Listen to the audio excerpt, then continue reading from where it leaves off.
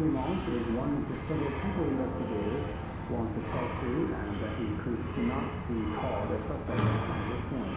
Clement